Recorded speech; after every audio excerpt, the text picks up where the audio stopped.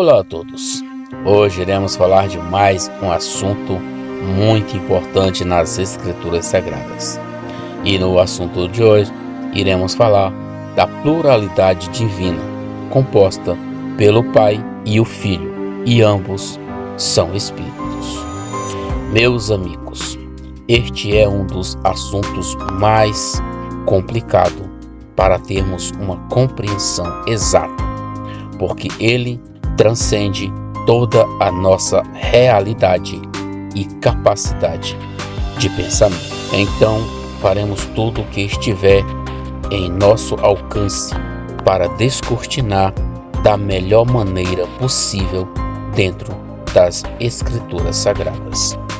Em toda a trajetória do Antigo Testamento, o Criador se manifesta como Espírito em um sentido plural. E por este motivo é que o chamamos por este título de Deus, que significa a pluralidade do Criador. Podemos ver isto claramente em Gênesis 1, versículo 2 e 26, que declara uma pluralidade de espírito.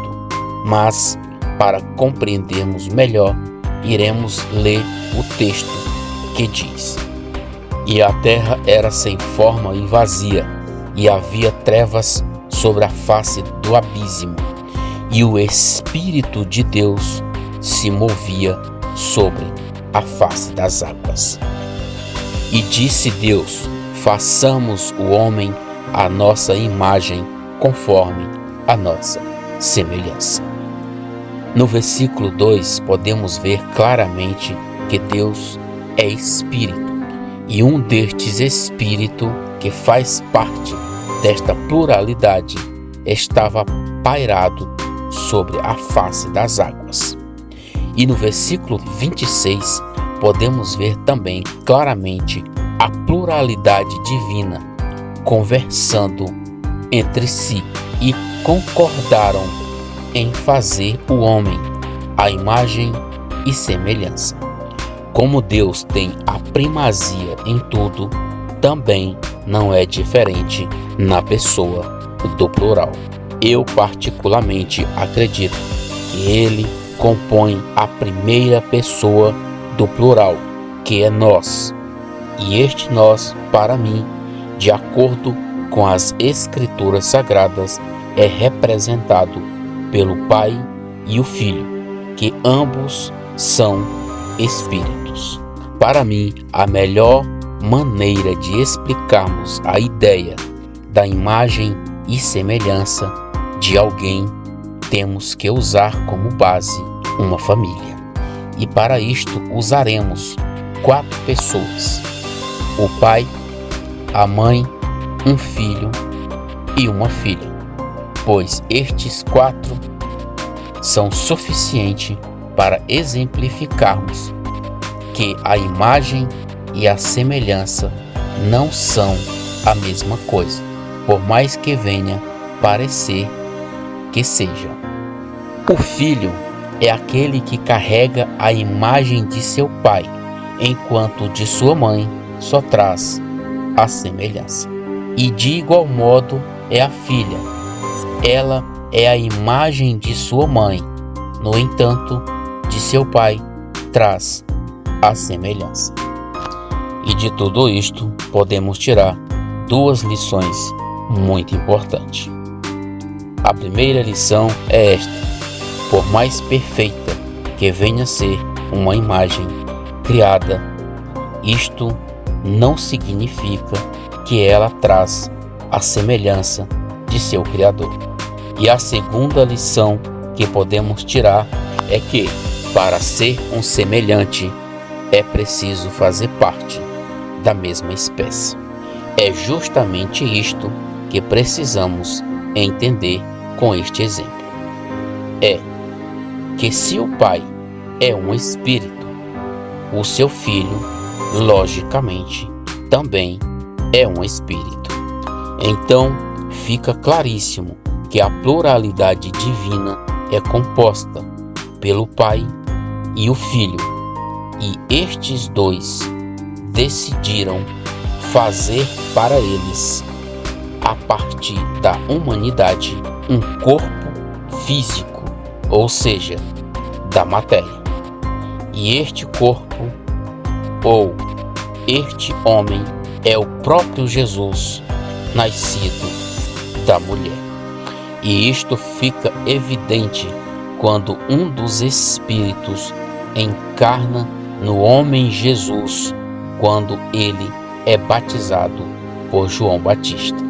Mas, para isto, iremos ler Mateus 3, versículo 16 e versículo 17, que diz: E sendo Jesus batizado, saiu logo da água, e eis que se lhe abriram os céus, e viu o Espírito de Deus descer como pomba e vindo sobre ele.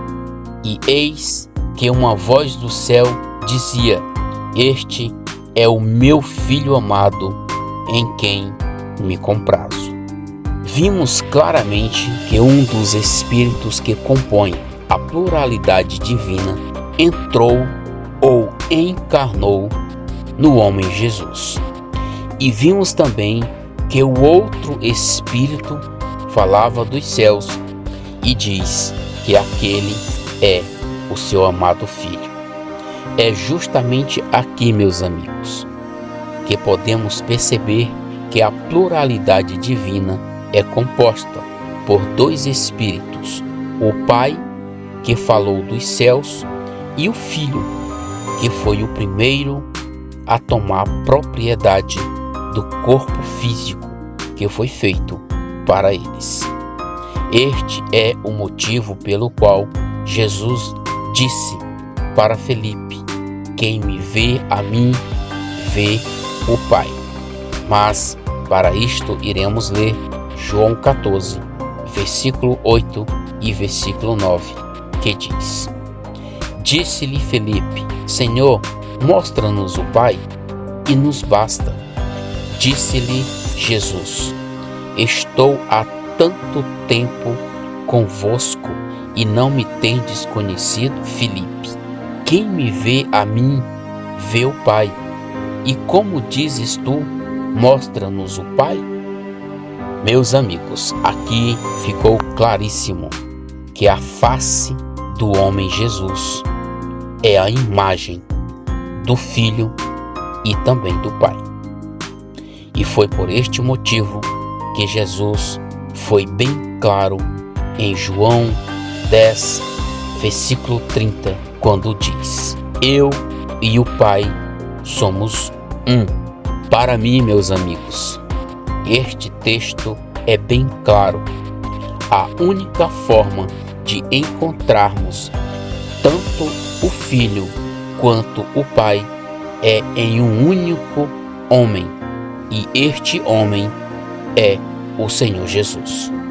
E para compreendermos isto com toda a clareza, iremos ler Colossenses 1, do versículo 15 ao versículo 20, que diz: O qual é a imagem do Deus invisível, o primogênito de toda a criação, porque nele foram criadas todas as coisas que há nos céus e na terra, visíveis e invisíveis, sejam tronos, sejam dominações, sejam principados, sejam potestades, tudo foi criado por ele e para ele.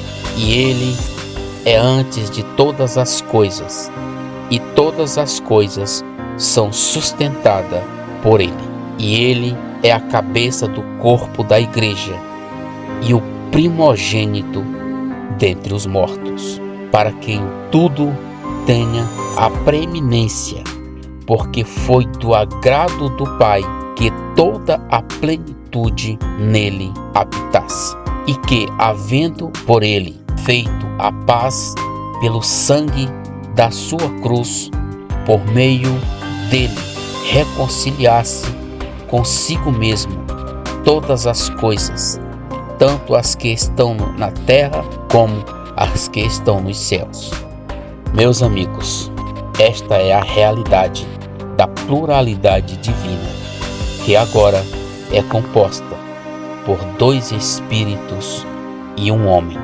e estes 3 são o único Deus verdadeiro. Em Jesus, o Espírito eterno do Filho se revela para nos revelar o Pai. O Pai e o Filho são os únicos Espíritos Santos, ou separados.